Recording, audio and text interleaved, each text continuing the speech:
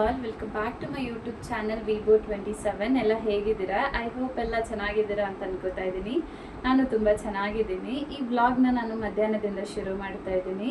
ಏನಂದರೆ ಇವತ್ತು ಸಂಜೆ ನನ್ನ ಅಮ್ಮನ ಮನೆಗೆ ಹೋಗಬೇಕಾಗಿತ್ತು. ನಾಳೆ ಅಮ್ಮ ದೇವರಿಗೆ ಪೂಜೆ ಕೊಟ್ಟಿದ್ದೀನಿ ಅಂತ ಹೇಳ್ಬಿಟ್ಟು ಮೊನ್ನೆನೇ ಮನೆಗೆ ಬಂದು ಎಲ್ಲರನ್ನೂ ಕರೆದು ಹೋದರು. ಹಾಗಾಗಿ ಅಮ್ಮ ಮನೆಗೆ ಹೋಗೋಣ ಅಂತ ಹೇಳ್ಬಿಟ್ಟು ನಾನು ನಿತ್ವಿ ಎಲ್ಲ ರೆಡಿ ಆಗ್ತಿದ್ದೀವಿ.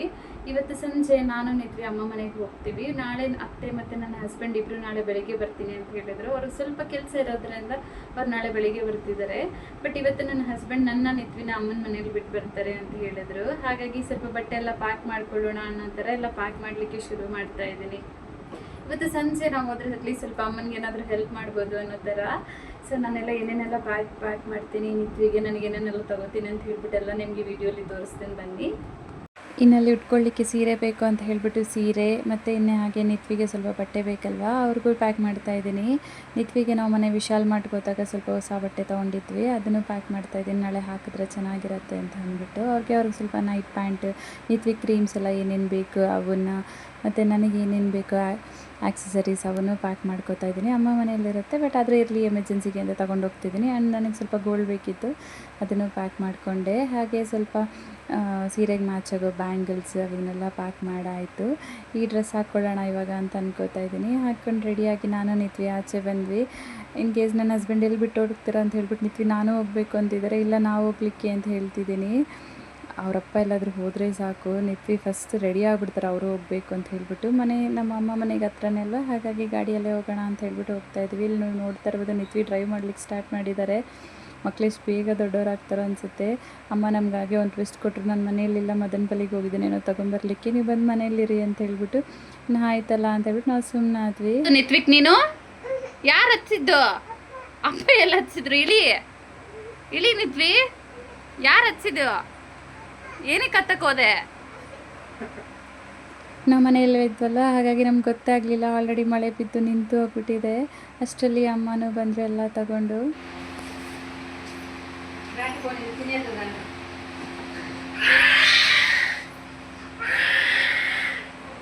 ಹಾಗೆ ಇವತ್ತು ನನ್ನ ಅಳಿಯನ ಬರ್ಡೇ ಇದ್ದರೆ ಅಲ್ಲೂ ಹೋಗಿ ಬಂದ್ವಿ.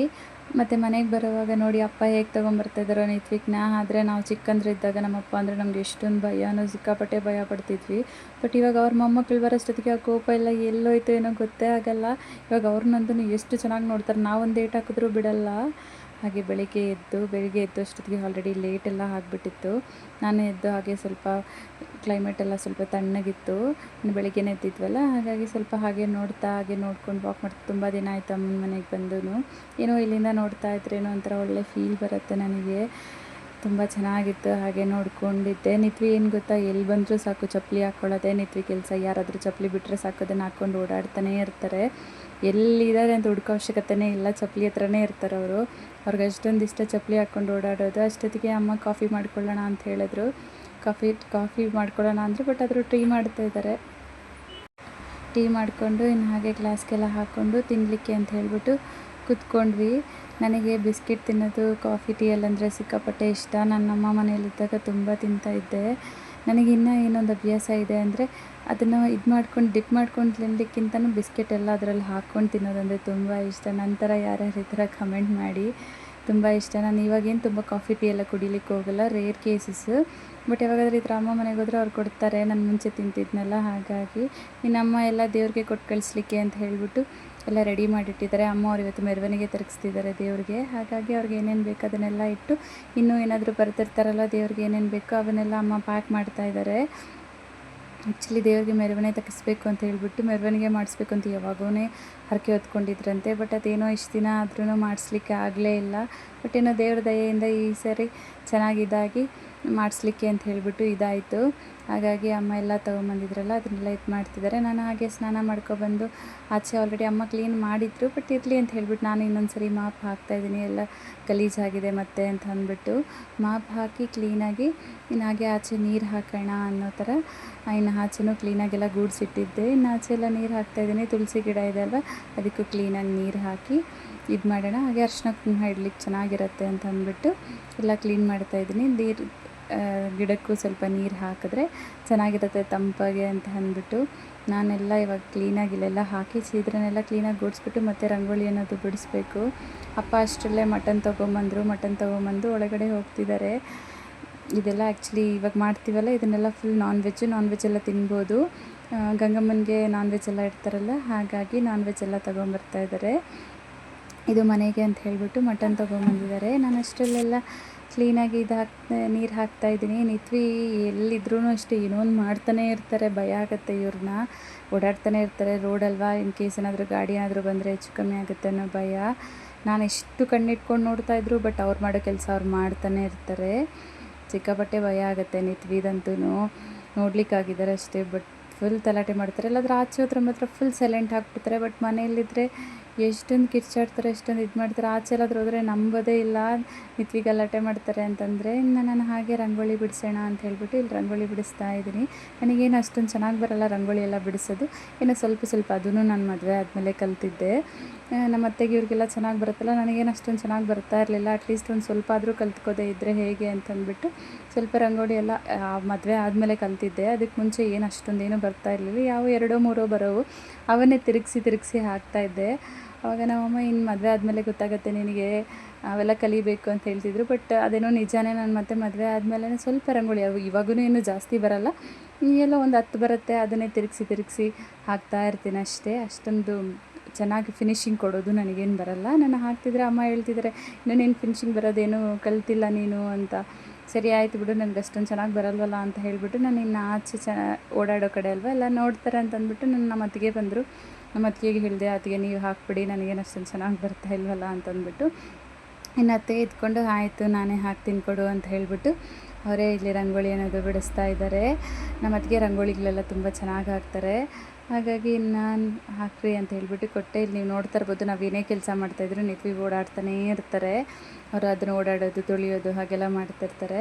ಇನ್ನು ಅಷ್ಟರಲ್ಲೇ ಅಮ್ಮ ಚಿತ್ರಾನ್ನ ಎಲ್ಲ ಮಾಡಿಟ್ಟಿದ್ರು, ಅದನ್ನು ಕಲಸೋಣ ಅಂತ ಹೇಳಿಬಿಟ್ಟು ಹಾಕ್ಕೋತಾ ಇದ್ದೀನಿ.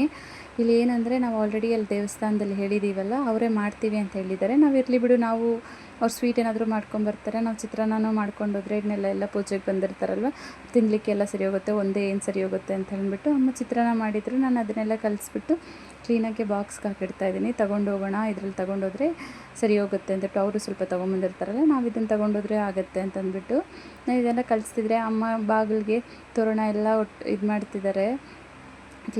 ಬೇಗ ತೋರಣ ಎಲ್ಲ ಕಟ್ಬಿಟ್ಟು ಬೇಗ ಹೋಗೋಣ ಅಂತ ಹೇಳ್ಬಿಟ್ಟು. ಇನ್ನು ಆಚೆ ಕಡೆ ಬಾಗಿಲಿಗೂ ತೋರಣ ಎಲ್ಲ ಕಟ್ಟಿ ಹೂವು ಎಲ್ಲ ಹಾಕಿದ್ದಾರೆ. ನೋಡಲಿಕ್ಕೆ ಎಷ್ಟು ಚೆನ್ನಾಗಿದೆ ಅಲ್ವಾ. ಅಷ್ಟರಲ್ಲಿ ನಾನು ರೆಡಿಯಾಗಿ ಬಂದೆ. ಅಮ್ಮ ಎಲ್ಲ ರೆಡಿ ಮಾಡಿದ್ರಲ್ಲ, ಅಮ್ಮ ದೀಪ ಹಚ್ಚು, ತುಂಬ ದಿನ ಆಯ್ತಲ್ಲ ನಿನ್ನ ಮನೇಲಿ ಪೂಜೆ ಮಾಡಿ ಅಂತಂದರು. ಸರಿ ಆಯಿತು, ಹೇಗೋ ರೆಡಿಯಾಗಿದ್ದೀನಲ್ಲ ಚೆನ್ನಾಗಿ ಅಂತಂದ್ಬಿಟ್ಟು ನಾನು ಪೂಜೆ ಮಾಡೋಣ ಅಂತಂದ್ಬಿಟ್ಟು ಕೂತ್ಕೊಂಡೆ. ಆಲ್ಮೋಸ್ಟ್ ನಾನು ಮುಂಚೆ ಮದುವೆ ಆಗೋಕ್ಕೆ ಮುಂಚೆ ಅಷ್ಟೆಲ್ಲ ಪೂಜೆ ಅದನ್ನೇನು ಮಾಡ್ತಾ ಇರಲಿಲ್ಲ. ಅವಾಗೇನೋ ಒಂಥರ ಅಲ್ವಾ, ಬಟ್ ಇವಾಗ ಆಗಲ್ಲ, ಇವಾಗ ಹಂಗಿರೋಕ್ಕೆಲ್ಲ ಆಗಲ್ವಲ್ಲ, ಅದಕ್ಕೆ. ಬಟ್ ಹಾಗೆ ನಾನು ಎಲ್ಲ ಪೂಜೆ ಎಲ್ಲ ಮುಗಿಸ್ಕೊಂಡೆ. ನಮ್ಮ ದೇವ್ರ ಮನೆ ಚಿಕ್ಕದು, ಬಟ್ ಆದರೂ ಒಬ್ರು ಕೂರ್ಲಿಕ್ಕೆ ಮಾತ್ರ ಆಗುತ್ತೆ, ಬಟ್ ಚೆನ್ನಾಗಿರುತ್ತೆ ನೋಡಲಿಕ್ಕೆ.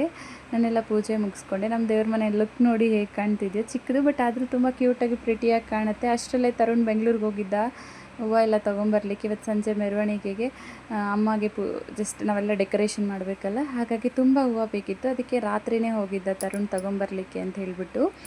ಇನ್ನು ಎಲ್ಲ ತೊಗೊಂಬಂದು ಇನ್ನು ನಾವು ಇವಾಗ ಪೂಜೆಗೆ ಹೋಗ್ಬೇಕಲ್ಲ, ಅಷ್ಟರಲ್ಲಿ ಕವರಲ್ಲೇ ಇದ್ದರೆ ಇದಾಗುತ್ತೆ ಅಂತಂದ್ಬಿಟ್ಟು ಒಂದು ತ್ಯಾವ ಬಟ್ಟೆ ಕೆಳಗೆ ಹಾಕಿ ಅದ್ರ ಮೇಲೆ ಇಟ್ಟು ಮುಚ್ಚಿ ಹೋಗೋಣ ಅಂತ ಹೇಳ್ಬಿಟ್ಟು ಇದು ಮಾಡ್ತಾಯಿದ್ದೀವಿ. ಇನ್ನು ತರುಣ್ ಸರಿ ಆಯಿತು, ನಿಮ್ಮ ಹತ್ರ ನಿಮ್ಮನ್ನೆಲ್ಲ ಬಿಟ್ಟು ಬರ್ತೀನಿ, ನಾನು ಮತ್ತೆ ಸ್ನಾನ ಮಾಡ್ಕೊಂಬರ್ತೀನಿ ಅಂತ ಹೇಳಿದರು. ಹಾಗಾಗಿ ನಾವು ಸರಿ ಆಯ್ತಲ್ವ ಅಂತ ಹೇಳಿಬಿಟ್ಟು ಇಲ್ಲಿ ಹೋಗ್ತಾಯಿದ್ದೀವಿ.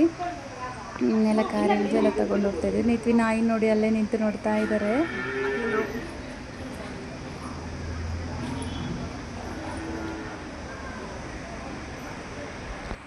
ಇದು ನಮ್ಮ ಊರು ಗಂಗಮ್ಮನ ದೇವಸ್ಥಾನ. ಇನ್ನು ನಾವು ಅಲ್ಲೆಲ್ಲ ಇಟ್ಟು ಅಲ್ಲೇ ನಿಂತಿದ್ವಿ. ಅಷ್ಟರಲ್ಲಿ ನಮ್ಮ ದೊಡ್ಡಮ್ಮವರೆಲ್ಲ ಬಂದಿದ್ದರು. ಅವರೇನೋ ಮಾತಾಡ್ಕೊತಾ ಇದ್ದರು. ಹಾಗೆ ಇಲ್ಲಿ ಕೋಳಿ ಬಳಿ ಕೊಡಬೇಕಲ್ವ ಅಮ್ಮಗೆ, ಗಂಗಮ್ಮಗೆ ಇವೆಲ್ಲ ನಾನ್ ವೆಜ್ ಎಲ್ಲ ಕಲಿಸ್ಲಿಕ್ಕೆ ಇದು ಮಾಡ್ತಾರಲ್ವ, ಹಾಗಾಗಿ ಅದನ್ನೆಲ್ಲ ತೊಗೊಂಬಂದಲ್ಲಿಟ್ಟು ಇದು ಮಾಡ್ತಾಯಿದ್ದೀವಿ. ನೀವು ಇಲ್ಲಿ ನೋಡ್ತಾ ಇರ್ಬೋದು, ಇದೇ ನಮ್ಮೂರು ಗಂಗಮ್ಮನ ದೇವಸ್ಥಾನ. ಇಲ್ಲಿ ಮೆರವಣಿಗೆ ತೆಗಿತಾರಲ್ಲ, ಆ ಅಮ್ಮವರಿಬ್ಬರು ಇದ್ದಾರೆ. ಮತ್ತು ದೊಡ್ಡದು ಗಂಗಮ್ಮ ಬರುತ್ತಲ್ಲ, ಅವರು ಅಲ್ಲಿರ್ತಾರೆ. ತುಂಬ ಚೆನ್ನಾಗಿರುತ್ತೆ ಆ್ಯಂಡ್ ತುಂಬ ಸತ್ಯ ಅಂತ ಹೇಳ್ತಾರೆ. ಇದು ತುಂಬ ವರ್ಷಗಳಿಂದ ಇದೆ. ತುಂಬ ಚೆನ್ನಾಗಿರುತ್ತೆ, ಅಲಂಕಾರ ಮಾಡಿದ್ರೆ ಏನು ಅಂದ್ಕೊಂಡ್ರೂ ನಡೆಯುತ್ತೆ. ಇನ್ನು ಹಾಗೆ ಅಮ್ಮ ಮನೆಯಲ್ಲೆಲ್ಲ ಹೂವು ಎಲ್ಲ ಇದು ಮಾಡಿದ್ರಲ್ಲ, ಅದನ್ನು ಕೊಡ್ತಿದ್ದಾರೆ. ಇದು ನಾವು ಬರ್ಲಿಕ್ಕೆ ಮುಂಚೆನೇ ಎಲ್ಲ ಮಾಡಿದರು. ಹೂವು ತಂದಿಲ್ವಲ್ಲ ಅಷ್ಟೊತ್ತಿಗೆ, ಅವರೆಲ್ಲ ಮಾಡಿದರು. ಇನ್ನು ಇವಾಗ ನಾವು ಹೂವು ತೊಗೊಂಬಂದಿದ್ದೀವಲ್ಲ, ಇವಾಗೆಲ್ಲ ಹಾಕಿ ಕ್ಲೀನಾಗಿ ಪೂಜೆಗೆ ಅಂತ ಹೇಳಿಬಿಟ್ಟು ರೆಡಿ ಮಾಡ್ತಾಯಿದ್ರು. ಅಷ್ಟರಲ್ಲಿ ಇನ್ನೆಲ್ಲರೂ ಬಂದರು, ಪೂಜೆನೂ ಸ್ಟಾರ್ಟ್ ಆಯಿತು. ಇಲ್ಲೆಲ್ಲ ಇವಾಗೆಲ್ಲ ಪೂಜೆ ಮಾಡಲಿಕ್ಕೆ ಶುರು ಮಾಡಿಕೊಂಡು ತೆಂಗಿನಕಾಯಿ ಎಲ್ಲ ಹೊಡಿತಾ ಇದ್ದಾರೆ. ಇನ್ನು ಅಮ್ಮ ಅಷ್ಟರಲ್ಲಿ ಇನ್ನೆಲ್ಲರೂ ಬಂದಿರೋರಿಗೆ ತಾಂಬೂಲ ಕೊಡಬೇಕಲ್ಲ, ಅದಕ್ಕೆ ಬಾಳೆಹಣ್ಣು ಎಲೆ ಅಡಿಕೆ ಎಲ್ಲ ಇಟ್ಟಿದ್ರು. ಇವತ್ತಂತೂ ಸಿಕ್ಕಾಪಟ್ಟೆ ಜನ ಬಂದಿದ್ದರು, ತುಂಬ ಜನ, ಆಲ್ಮೋಸ್ಟ್ ಒಂದು 50 ಜನ ಬಂದಿದ್ದರು. ಇಷ್ಟು ಜನ ಯಾವಾಗೂ ಬರ್ತಾ ಇರಲಿಲ್ಲ, ಬಟ್ ಇವತ್ತೇನೋ ಗೊತ್ತಿಲ್ಲ ಸ್ಪೆಷಲಾಗಿ ಎಲ್ಲರೂ ಬಂದಿದ್ದಾರೆ. ನಮಗೂ ತುಂಬ ಖುಷಿ ಆಯ್ತು, ಹೆಂಗೋ ಪೂಜೆ ಮಾಡಿಸ್ತಿದ್ದೀವಲ್ಲ ಇವತ್ತೆಲ್ಲ ಬಂದಿದ್ದಾರೆ ಅಂತ ಅಂದ್ಬಿಟ್ಟು. ಇನ್ನು ನನ್ನ ತಮ್ಮ ಅಲ್ಲಿ ಕೂತಿದ್ರೆ ನಿತ್ವಿ ಹೋಗೋದು, ಮಾತಾಡ್ಸೋದು, ಮಾಮ ಮಾಮ ಅನ್ನೋದು ಥರ ಎಲ್ಲ ಮಾಡೋದು. ಏನೋ ಒಂದು ಕೊಟ್ಟಿದ್ರೆ ಅವ್ರ ಮಾವಾಗ ತಿನ್ನಿಸ್ಲಿಕ್ಕೆ ಅಂತ ಹೇಳ್ಬಿಟ್ಟು ಹೋಗಿ ತಿನ್ನಿಸ್ಬಿಟ್ಟು ಬರ್ತಾಯಿದ್ದಾರೆ. ಅವ್ರ ಮಾವ ಅಂದರು, ಅತ್ತೆದ್ರು ಸಿಕ್ಕಾಪಟ್ಟೆ ಇಷ್ಟ. ಇನ್ನು ನಮಗೆ ಟ್ರ್ಯಾಕ್ಟರ್ ಇದೆಲ್ಲ ಅದನ್ನೆಲ್ಲ ತೊಗೊಂಬಂದಿದ್ರು. ಇನ್ನು ಅದಕ್ಕೂ ಇನ್ನೊಂದು ಪೂಜೆ ಮಾಡಿಸ್ತಿದ್ದೀವಲ್ಲ ಅಂತ ಹೇಳ್ಬಿಟ್ಟು ಇದಕ್ಕೆಲ್ಲ ಪೂಜೆ ಮಾಡಿದ್ರು. ಇನ್ನು ಅಷ್ಟರಲ್ಲಿ ನಾವು ಮನೆಗೆ ಬಂದು ಇನ್ನು ಮಧ್ಯಾಹ್ನಕ್ಕೆ ಬಿರಿಯಾನಿ ಮಾಡಬೇಕಲ್ವ ಅಂತ ಹೇಳಿಬಿಟ್ಟು ಎಲ್ಲ ಮಾಡ್ತಾಯಿದ್ವಿ. ಇನ್ನು ನಮಗೆ ಇವಾಗ ಜಸ್ಟ್ ತಿನ್ನಲಿಕ್ಕೆ ಬೇಕು ಅಂತ ಅಂದ್ಬಿಟ್ಟು ಒಂದು ಕಡೆ ಮಟನ್ಗೆ ಆ್ಯಂಡ್ ಇನ್ನೊಂದು ಕಡೆ ಮುದ್ದೆಗೆ ಅಂತ ಇಟ್ಟಿದ್ದೀವಿ. ಇಲ್ಲಿ ನೋಡ್ತಾ ಇರ್ಬೋದು ಹೇಗೆ ಆಟ ಆಡ್ತಿದ್ದಾರೆ ನಮ್ಮ ಗಲಾಟೆಗಳು. ಇವ್ರು ಒಂದು ಹತ್ರ ಇದ್ರೆ ಸಿಕ್ಕಾಪಟ್ಟೆ ಗಲಾಟೆ ಜಾಸ್ತಿ ಇವ್ರದ್ದು. ಇನ್ನು ಅಷ್ಟರಲ್ಲಿ ಮುದ್ದೆಗೆ ಒಂದು ಕಡೆ ರೆಡಿ ಆಯ್ತು, ಇನ್ನೊಂದು ಕಡೆ ಮಟನ್ ಕುದೀತಿದೆ, ಎಲ್ಲರಿಗೂ ಹೊಟ್ಟೆ ಹಸಿತಿದೆ. ಎಲ್ಲ ಅದೊಂದು ಕಡೆ ನಡೀತಿದ್ರೆ ಇಲ್ಲಿ ಭಟ್ರು ಬಂದಿದ್ದಾರೆ. ಅವ್ರಿನ್ನ ಬಿರಿಯಾನಿ ಸ್ವಲ್ಪ ಕ್ವಾಂಟಿಟಿ ಜಾಸ್ತಿ ಮಾಡಿಸ್ತಿದ್ವಲ್ಲ, ತುಂಬ ಜನ ಬರ್ತಾರಲ್ವ, ಕ್ವಾಂಟಿಟಿ ಜಾಸ್ತಿ ಮಾಡಿಸ್ತಾ ಇದ್ದೀವಿ ಅಂತ ಹೇಳ್ಬಿಟ್ಟು ಇನ್ನು ಅವ್ರನ್ನೇ ಕರೆಸಿದ್ವಿ. ಅವ್ರು ಈರುಳ್ಳಿ ಎಲ್ಲ ಕಟ್ ಮಾಡ್ಕೊತಾ ಇದ್ದಾರೆ. ಎಷ್ಟೊಂದು ಫಾಸ್ಟಾಗಿ ಮಾಡ್ತಾರೆ, ನಮ್ಮ ಕೈಲ ಹತ್ರ ಮಾಡಲಿಕ್ಕೆ ಬರಲ್ಲ. ಇನ್ನು ಬಿರಿಯಾನಿನ ಮಾಡೋದೇ ಶುರು ಮಾಡಿಕೊಂಡ್ರು. ಫಸ್ಟ್ ಆಯಿಲ್ ಹಾಕ್ಬಿಟ್ಟು ಆಲ್ ಸ್ಪೈಸಸ್ ಎಲ್ಲ, ಗರಂ ಮಸಾಲ, ಇನ್ನೇನು ಸ್ಪೈಸಸ್ ಬರ್ತವನ್ನೆಲ್ಲ ಹಾಕಿ ಸ್ವಲ್ಪ ಚಿಲ್ಲಿ ಪೌಡ್ರು, ಈರುಳ್ಳಿ ಮತ್ತು ಶುಂಠಿ ಬೆಳ್ಳುಳ್ಳಿ ಪೇಸ್ಟ್ ಕ್ಲೀನಾಗಿ ಮಾಡಿಕೊಟ್ಟಿದ್ವಿ. ಅದನ್ನೆಲ್ಲ ಹಾಕಿ ಕ್ಲೀನಾಗಿ ಕಲಸು ಪ್ಲೇಟ್ ಇಟ್ಟು ಸ್ವಲ್ಪ ಹೊತ್ತು ಆಯಿಲ್ ಮೇಲೆ ಬರೋವರೆಗೂ ಇಟ್ಟಿದ್ದರು. ಇನ್ನು ಹಾಗೆ ಟೊಮ್ಯಾಟೊ ಎಲ್ಲ ಹೆಚ್ಚಿಟ್ಕೊಂಡಿದ್ರು. ಟೊಮ್ಯಾಟೊ ಹಾಗೆ ಉಪ್ಪು ಹಾಕಿದ್ರೆ ಬೇಗ ಟೊಮ್ಯಾಟೊ ಅನ್ನೋದು ಬೇಯುತ್ತೆ ಅನ್ನೋ ಥರ ಇನ್ನೆಲ್ಲ ಹಾಕಿ ಇಟ್ಟಿದ್ದರು. ಅಷ್ಟರಲ್ಲೇ ಗ್ರೀನ್ ಚಿಲ್ಲಿ ಇನ್ನು ಮತ್ತು ಕೊತ್ತಂಬರಿ ಪುದೀನ ಎಲ್ಲ ಇರುತ್ತಲ್ಲ ಅದನ್ನು ಪೇಸ್ಟ್ ಮಾಡಿ ಕೊಟ್ಟಿದ್ವಿ. ಇನ್ನು ಅದನ್ನೆಲ್ಲ ಹಾಕಿ ಕುದಿಲಿಕ್ಕೆ ಸ್ವಲ್ಪ ಆಯಿಲ್ ಅದಾದಮೇಲೆ ಚಿಕನ್ ಅನ್ನೋದು ಹಾಕ್ತೀವಿ. ನಾವು ಆಲ್ಮೋಸ್ಟ್ ಒಂದು 20 kgs ಚಿಕನ್ ಅನ್ನೋದು ಹಾಕ್ತಾಯಿದ್ದೀವಿ. ತುಂಬ ಜನ ಬರ್ತಾರಲ್ಲ, ಸಂತೆ ಮೆರವಣಿಗೆ ಅಂದರೆ ಎಲ್ಲರೂ ಇರ್ತಾರೆ, ಹಾಗಾಗಿ ಎಲ್ಲರಿಗೂ ಹಾಕಬೇಕು ಅಂತ ಹೇಳ್ಬಿಟ್ಟು ಸ್ವಲ್ಪ ಕ್ವಾಂಟಿಟಿ ಜಾಸ್ತಿನೇ ಹಾಕ್ಕೊತಾ ಇದ್ದೀವಿ. ಚಿಕನ್ ಎಲ್ಲ ಹಾಕಿ ಸ್ವಲ್ಪ ಹೊತ್ತು ಬೇಯಲಿಕ್ಕೆ ಇಟ್ಟಿದ್ರು. ಹಾಗೆ ನಾವು ಇನ್ನು ಚಿಕನ್ ಮಸಾಲ ಮತ್ತು ಬಿರಿಯಾನಿ ಮಸಾಲ ಎಲ್ಲ ಬರುತ್ತಲ್ಲ ಅವನ್ನೆಲ್ಲ ಹಾಕ್ತಾಯಿದ್ದಾರೆ ಇಲ್ಲಿ. ಅವನ್ನೆಲ್ಲ ಹಾಕಿ ಕ್ಲೀನಾಗಿ ಕಲಸಿ ಇಡ್ತಾ ಇದ್ದಾರೆ. ಬಿರಿಯಾನಿ ಅಂತೂ ನೋಡಬೇಕು ಹೇಗೆ ಬರುತ್ತೋ. ನಾವು ಇವ್ರ ಹತ್ರ ಫಸ್ಟ್ ಟೈಮ್ ಮಾಡಿಸ್ತಾ ಇದ್ದೀವಿ, ಈ ಥರ ಗೊತ್ತಿಲ್ಲ, ಬಟ್ ನೋಡೋಣ. ಇನ್ನೂ ಸ್ವಲ್ಪ ಅದಕ್ಕೆ ಕರ್ಡ್ ಹಾಕ್ತಿದ್ದಾರೆ. ಹಾಗೆ ಅವನ್ನೆಲ್ಲ ಕ್ಲೀನಾಗಿ ಕಲಿಸ್ತಾ ಇದ್ದಾರೆ. ಸ್ವಲ್ಪ ಧನಿಯಾ ಪುಡಿ, ಖಾರ ಪುಡಿ ಬರುತ್ತಲ್ವ, ನಿನ್ನ ಮನೆಯಲ್ಲೇ ಇತ್ತು, ಅಮ್ಮ ಮನೆಯಲ್ಲೇ ಮಾಡ್ತಾರೆ ಅವೆಲ್ಲ. ಇನ್ನು ಅವೆಲ್ಲ ಇದ್ದರೆ ಅವೆಲ್ಲನೂ ಕ್ಲೀನಾಗಿ ಹಾಕ್ತಾ ಕಲಸಿಟ್ಟಿದ್ದಾರೆ. ಇನ್ನು ಕೊತ್ತಂಬರಿ ಪುದೀನ ಸೊಪ್ಪೆಲ್ಲ ನಾವು ಎಷ್ಟೊಂದು ಪೇಸ್ಟ್ ಹಾಕಿದ್ರು ಅದ್ರ ಮೇಲೆ ಈ ಥರ ಹಾಕಿದ್ರೆ ಇದು ಇನ್ನೂ ಚೆನ್ನಾಗಿ ಕಾಣುತ್ತೆ, ಟೇಸ್ಟ್ ಚೆನ್ನಾಗಿರುತ್ತಲ್ಲ ಅಲ್ಲಲ್ಲಿ ಸಿಕ್ತಿದ್ರೆ ಅಂತ ಅಂದ್ಬಿಟ್ಟು ಇನ್ನು ಅದನ್ನು ಸ್ವಲ್ಪ ಹೆಚ್ಚಿದ್ದಾರೆ. ಅದನ್ನು ಹೆಚ್ಚಿ ಇಲ್ಲೆಲ್ಲ ಹಾಕಿದ್ದಾರೆ. ಅಲ್ಲೆಲ್ಲ ಹಾಕಿ ಕಲಿಸಿ ಇನ್ನು ಸ್ವಲ್ಪ ಹೊತ್ತು ಬೇಯಲಿಕ್ಕೆಲ್ಲ ಇಟ್ಟಿದ್ರು.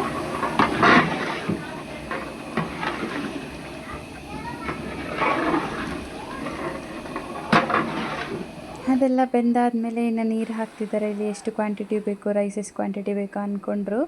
ಅದು ಎಷ್ಟು ಬೇಕು, ಇದೆಲ್ಲ ಒಂದು 40 kgs ಕುಕ್ ಆಗುತ್ತೆ ಈ ಪಾತ್ರೆ ಅಂತಂದರು.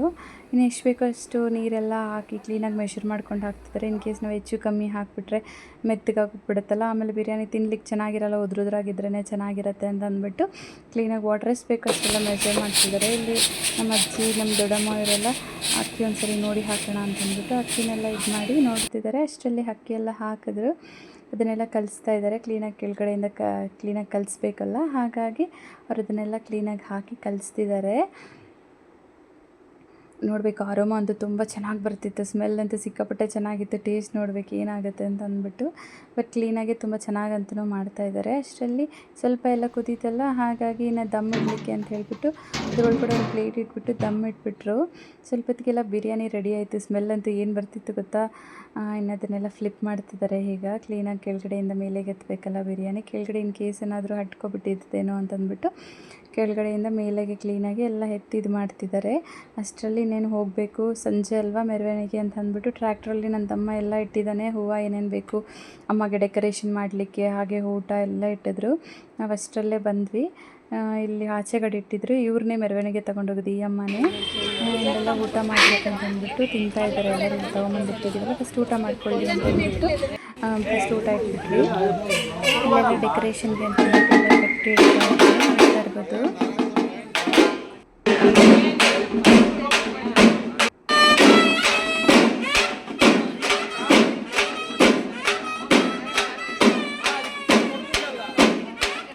ಅದು ಹಾಗೆ ಆಗ್ತಿದ್ರೆ ನಾನು ಆ್ಯಕ್ಚುಲಿ ಇಲ್ಲಿ ನಾವು ಚಿಕ್ಕವರಿದ್ದಾಗ ಇಲ್ಲೆಲ್ಲ ತುಂಬ ಆಟ ಆಡ್ತಿದ್ವಿ. ನಮ್ಮ ಹಳೆ ಮನೆ ಇಲ್ಲೇ ಇದ್ದಿದ್ದು. ಹಾಗಾಗಿ ಇಲ್ಲೆಲ್ಲ ಚಿಕ್ಕದಾಗಿದ್ದಾಗ ಫುಲ್ ಆಟ ಆಡ್ತಿದ್ವಿ. ಎಷ್ಟೊಂದು ಮೆಮೊರೀಸ್ ಇದೆಯೋ, ಎಷ್ಟು ಬೇಗ ಕಾಲ ಕಲಿಯುತ್ತೋ ಅಂತ ಅನಿಸುತ್ತೆ. ಇಲ್ಲೆಲ್ಲ ಫಸ್ಟ್ ನಾವು ತುಂಬ ಆಟ ಆಡ್ತಿದ್ವಿ. ನಾನು ಹಾಗೆ ಅಮ್ಮ ಹತ್ರ ಏನೇನು ಡೆಕೋರೇಷನ್ ಎಲ್ಲ ಮುಗೀತು ಅಂತಂದ್ಬಿಟ್ಟು ಒಂದು ಫೋಟೋ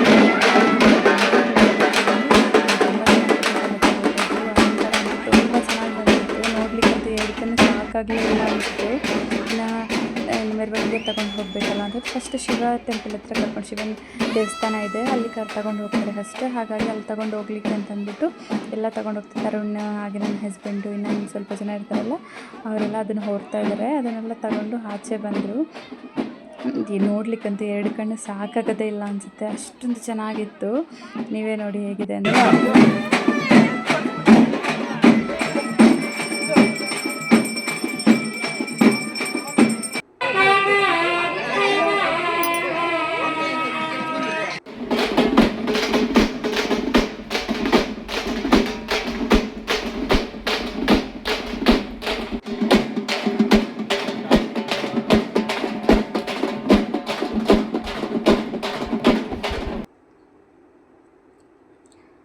ಇಲ್ಲಿ ನೀವು ನೋಡ್ತಾ ಇರ್ಬೋದು ಎಷ್ಟು ಚೆನ್ನಾಗಿ ಕುಣಿತಾ ಇದ್ದಾರೋ. ಈ ಥರ ಕುಣಿತಿದ್ರೆ ಅಮ್ಮನ ನೋಡೋಕ್ಕಂತೂ 2 ಕಣ್ಣು ಸಾಕಾಗೋದಿಲ್ಲ ಅನಿಸುತ್ತೆ. ಒಳಗಡೆಯಿಂದ ಒಂಥರ ಫೀಲ್ ಬರುತ್ತೆ. ಆ ಫೀಲ್ ನಾವು ಎಕ್ಸ್ಪ್ಲೇನ್ ಮಾಡಲಿಕ್ಕೂ ಆಗಲ್ಲ, ಆ ಫೀಲ್ನ ಅಷ್ಟು ಚೆನ್ನಾಗಿರುತ್ತೆ.